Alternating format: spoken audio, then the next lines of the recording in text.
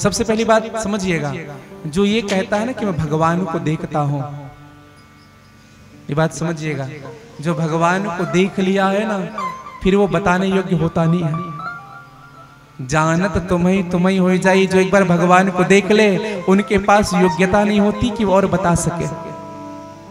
ब्रह्मा जी तो बाद में बोले, पहले केकती ने बोल दिया, नारायण तुम नहीं जानते, ये स्वयं गए थे ऊपर और मैं चढ़ी थी शिव जी के मस्तक पर, और ये वहीं से उतार करके ला रहे मुझे। केकती ने झूठ बोला, तुम नहीं जानते इसके 5 मुख हैं। ब्रह्मा जी के कितने सिर थे पहले? 5। इनके 5 मुख है, और ये 5 मुख तो बुद्धि भी तुमसे अधिक होगी, 5 गुना अधिक होगी नारायण। ये पता लगा लिया। भगवान विष्णु ने कहा अच्छी बात है। और जब ये झूठ बोली केकती, उसी समय शिवलिंग से आकाशवाणी हुई, कहा कि असत्य भाषी केकती, तू झूठ कह रही है। अरे मिथ्यावादी बन करके आई हुई है तू,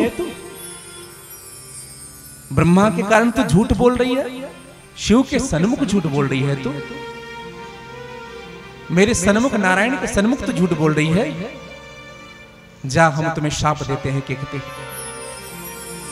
ब्रह्मा ने तो आशीर्वाद दिया कि सभी देवी देवताओं पर तुम चढ़ोगी, लेकिन आज हम तुम्हें श्राप देते हैं केकती, तू मुझे स्पर्श तक नहीं होगी, मैं तुमको स्वीकार नहीं करूंगा।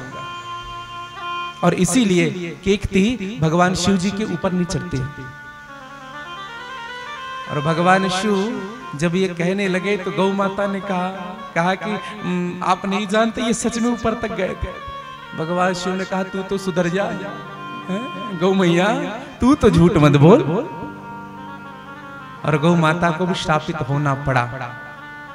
भगवान शिव जी ने श्राप दिया गौ माता को, कहा कि गौ माता आपके पूरे शरीर की पूजा होगी, पूरे अंग की पूजा होगी, लेकिन आपके मुख की पूजा नहीं होगी।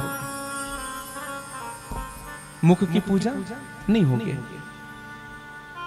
श्राप मिला। अच्छा एक निवेदन करूं, गौ माता को 2 बार श्राप मिला है। आपने राम कथा सुनी होगी, रामचरितमानस की कथा नहीं है ये। गौ माता को 2 बार श्राप मिला। कब हुआ? जब भगवान राम जी दशरथ जी का पिंडदान करने वाले थे। क्या करने वाले हैं? पिंडदान। तो भगवान राम जी के सन्मुख जब दशरथ आए तो भगवान राम जी ने दशरथ से कहा कि पिताजी मैं आपका पिंडदान कल करूंगा, अभी मैं भिक्षा मांगने के लिए जा रहा हूं, अन्न पहले भिक्षा लेकर के आ जाऊं, फिर उसी अन्न से मैं आपके लिए पिंड बनाऊंगा। राम जी तो चले गए, लेकिन इधर मां सीता जब स्नान करने के लिए गई है नदी पर,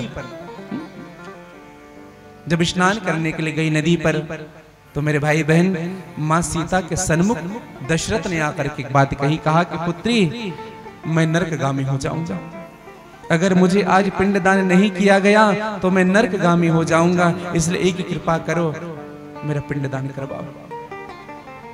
और मेरे भाई बहन मेरी माँ सीता ने फाल्गु नदी है ना, फाल्गु नदी के रेत से पिंड बनाया। ब्राह्मणों को पूछा, बोले महाराज हम पिंड बना सकते हैं क्या रेत से? अवश्य बना सकते हैं। 4 पिंड बनाया गया फाल्गु नदी के रेत से। और मेरी माँ सीता ने पिंडदान किया। सबसे पहले ब्राह्मण को दिया, ब्राह्मण को पिंडदान किया है। उनके पश्चात गौ माता को पिंडदान किया, उनके पश्चात फाल्गु नदी को पिंडदान किया, उसके बाद अंत में दशरथ को पिंडदान किया है। और पिंडदान के प्रभाव से दशरथ की मुक्ति हुई।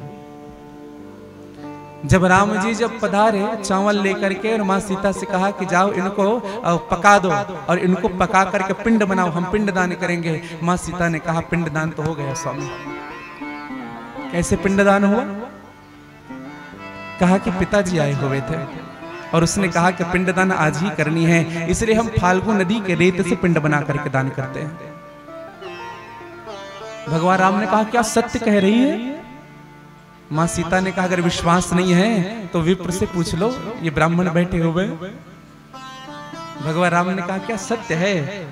ब्राह्मण देवता ने कहा हम तो नहीं जानते, झूठ बोल दिया, हम तो नहीं जानते। क्यों? ब्राह्मण ने भी मन में विचार किया, रेत को क्या खाऊंगा है? अगर ये अन्न बन जाए, भोजन बने, चावल बन जाए तो मैं स्वीकार करूं, क्या रेत का पिंडदान? झूठ बोल दिया। मां सीता के आंख भर आए। मां सीता ने कहा कि ब्राह्मण होकर के झूठ कह रहा है, जा हम तुम्हें श्राप देते हैं, तुम सदैव असंतुष्ट रहोगे, तुम्हारा पेट कभी नहीं भरेगा। बाद में गौ माता की ओर जब आई मां, इनसे पूछो। गौ माता ने कहा कि हम भी नहीं जानते। क्यों? उनको भी एक भाव जगा कि हमें भी अन्न मिल जाता। और मेरे भाई बहन, मां सीता ने उनको भी श्राप दे दिया, कहा कि तुम्हारे सर्वांग शरीर की पूजन होगी, गौ मैया तुम्हारे मुख की पूजन नहीं होगी। इसलिए निवेदन करूं आप सबसे, हम मंदिरों की परिक्रमा करते हैं। कहां से करते हैं? सामने मेन गेट से, वहीं से प्रारंभ करते हैं और वहीं विश्राम देते हैं परिक्रमा को। चाहे हम वस्त्र का दान करते हैं, हम धन का दान करते हैं, स्वर्ण का दान करते हैं, कोई भी दान करते हैं तो सामने करते हैं, भगवान के करते हैं ना। लेकिन गौ माता की परिक्रमा कहां से होती है? पूज से प्रारंभ करते हैं। कपिला तर्पण जब किया जाता है हमारे विद्वानों के द्वारा, कपिला तर्पण होती है तो पूज से प्रारंभ करते हैं, घूम करके फिर पूज के पास आकर खड़ा होते हैं। और संकल्प भी, दान का संकल्प भी और दान भी पूज में ही खड़े होकर के किया जाता है। इसका अर्थात मुख की पूजा नहीं होती। कारण यही है मेरे भाई, क्योंकि एक बार उन्होंने झूठ बोल दिया था और असत्य भाषण होने के कारण मेरी मां ने इनको श्राप दे दिया। बाद में अंत में जब दशरथ जी से जब प्रार्थना की, कहा कि पिताजी अब आप ही मेरे लाज रखिए, अब आप ही मुझे बचा सकते हैं, तो उसी क्षण फाल्गु नदी के मध्य से, गया जी में फाल्गु नदी है, उसी के मध्य से दशरथ जी का हाथ बाहर आया और भगवान राम ने अपनी हाथ दशरथ जी के हाथ पर रखा और दशरथ जी ने पुत्र कह करके पुनः प्रवेश कर गए।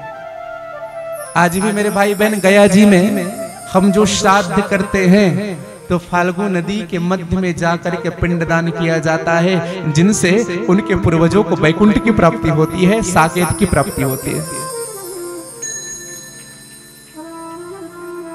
तो एक बार मां गौ ने एक बार नहीं बल्कि दो बार असत्य भाषण किया था और इनको दो बार शाप भी मिली थी मेरे भाई बहन।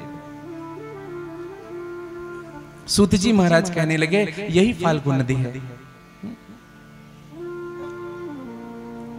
और एक और निवेदन करो, बाद में मां सीता ने, क्योंकि कथा मैंने संतों से सुनी है कि बाद में मां सीता ने फाल्गु नदी से भी पूछा था,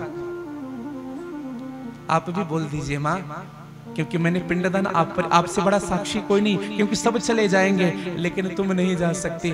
फाल्गु नदी ने कहा कि हमें भी कहा, हमारा ही रेत निकाल करके हमें दी, हम क्यों कहे कि पिंडदान किया, हम नहीं जानते। और अंत में मेरी मां सीता ने फाल्गु नदी को भी श्राप दिया कि तुम में जल कभी नहीं होगी।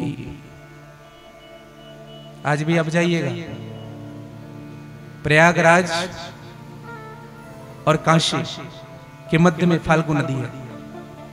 अब जाएंगे, लखनऊ से होकर के गुजर रही है, लखनऊ के पास से गुजर रही है, नदी में जल नहीं है। लोग पिंडदान कैसे करते